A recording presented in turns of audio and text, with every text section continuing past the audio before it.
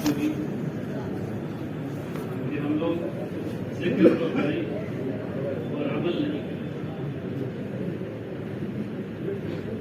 اتنی عجیب بات ہوگی کہ ہم لوگ ذکر تو کریں اور عمل نہیں کریں. اور اس سے کیا مراد؟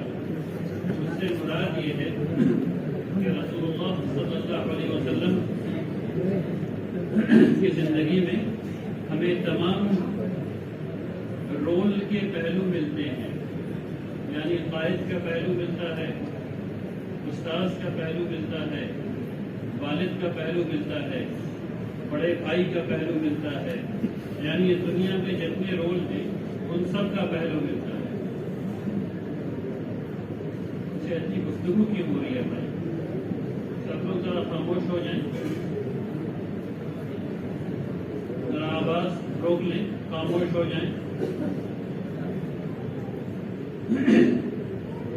اگر ہم لوگ رسول اللہ صلی اللہ علیہ وسلم کا ذکر تو کریں، ابھی یہاں بیٹھ کے ان کے بارے میں ان کے لیے دعا کریں، اللہ کی رحمتوں کی نزول کے لیے دعا کریں، لیکن ان کی زندگی سے کوئی سبق نہ لیں تو کیا فائدہ ہو؟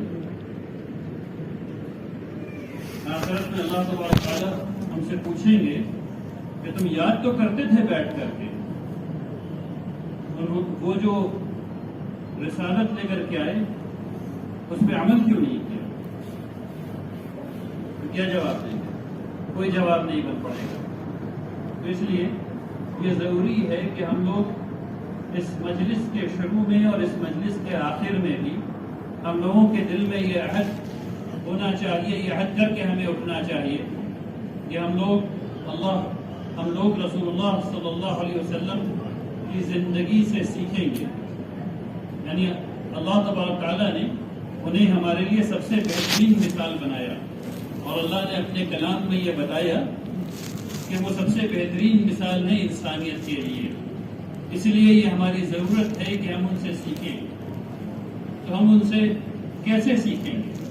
اگر میں ابھی اس مجمع سے کہہ دوں کہ ہاتھ اٹھا کر کے بتائیں کہ کتنے لوگوں نے سیرت نبوی پڑھا ہے، تو مجھے ڈر ہے کہ ایک خاطر خواہ گروہ ہوگا جو ہاتھ نہیں اٹھائے گا،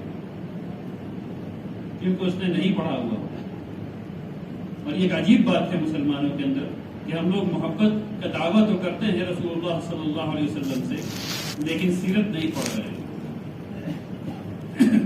تو ہمیں، اور شیطان بھی ہمیں عجیب عجیب طریقے سے آ کر کے وغیرہ لاتا ہے. وہ کہتا ہے یہ والی سیرت مت پڑھنا، اس کی لکھی ہوئی، اس کی لکھی ہوئی مت پڑھنا، اس کی لکھی ہوئی مت پڑھنا، اور اس کی لکھی ہوئی مت پڑھنا. یہ کبھی نہیں بتاتا کہ اس کی لکھی ہوئی پڑھ لو. تو میرے بھائیوں، کسی کی بھی لکھی ہوئی پڑھ لو، پڑھ لیجئے انشاءاللہ. کسی کی بھی لکھی ہوئی پڑھ لیجئے انشاءاللہ. تو جب پڑھیں گے تب پتہ چلے گا کہ رسول اللہ صلی اللہ علیہ وسلم نے جب یہ ہو رہا تھا تو کیا کیا، جب مشکل مسئلہ آیا تو کیا جھوٹ کا سہارا لے لیا؟ یقیناً نہیں. تو ہم جھوٹ کا سہارا لے لیتے ہیں، تو کیوں لے لیتے ہیں جبکہ اللہ تبارک و تعالیٰ قرآن میں کہتے ہیں لعنت اللہ علی الکاذبین.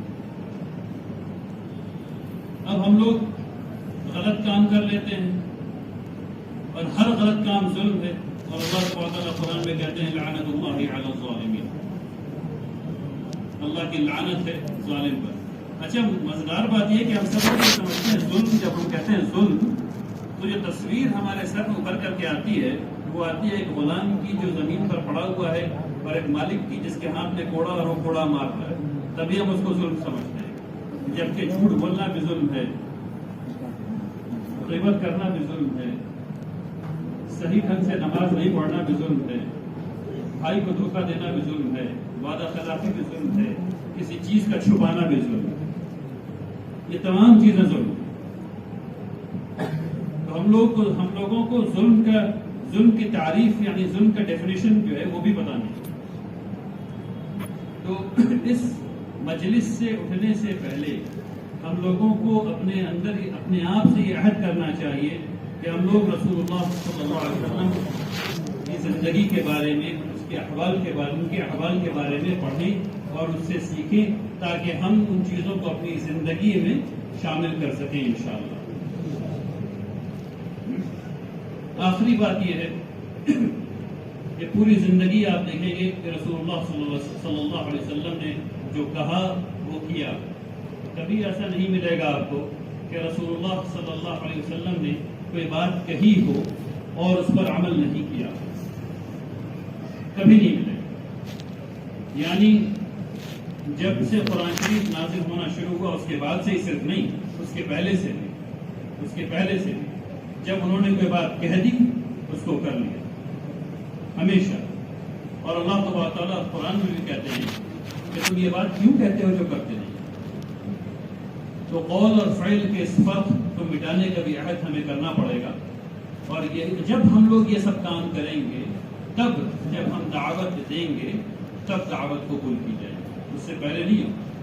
ایسا نہیں ہو کہ رسول اللہ صلی اللہ علیہ وسلم جو ہے وہ غیر مسلموں کے پاس گئے اور انہوں نے کہا کہ اسلام لے آؤ اور لوگ اسلام لے آئے۔ پہلے انہوں نے اپنے آپ کو دکھایا کہ میں صادق ہوں، میں امین ہوں، میں جو کہتا ہوں وہ کرتا ہوں، تب لوگوں نے قبول کیا۔ تو آئیے ایسے نبی کے لیے جس نے پوری زندگی امت کے لیے لگائی، ہر ایک دعا میں اپنی امت کو یاد رکھا، آخر تک اپنی آخر دعا میں بھی اپنی امت کا خیال کیا، تو ہم لوگ دعا کریں کہ اللہ تبارک تعالیٰ ان پر اپنی رحمتیں نازل فرمائیں اور اللہ تبارک تعالیٰ ان کو مقام عطا فرمائیں جس پر ہم